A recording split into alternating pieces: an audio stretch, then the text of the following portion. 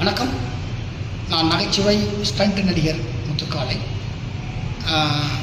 கீழ்ப்பாக்கம் கேஎம்சியில் எனது மனைவி பெயர் மாலதி, வயது 47.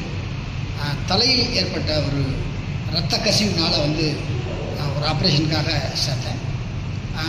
ஆப்ரேஷன் முடிஞ்சு கிட்டத்தட்ட ஒரு 17 நாள் ஆச்சு.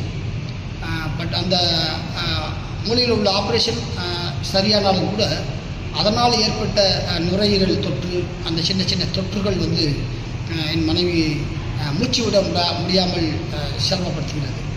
அதனால் இந்த நேரத்தில் தமிழக முதலமைச்சர் திரு ஜோசப் விஜய் சார் அவர்கள் என்னுடைய மனைவியின் மேல் சிகிச்சைக்கு பரிந்துரை செய்து எனது மனைவியின் உயிரை காப்பாற்ற வேண்டும் என தாழ்மையுடன் கேட்டுக்கொள்கிறேன்.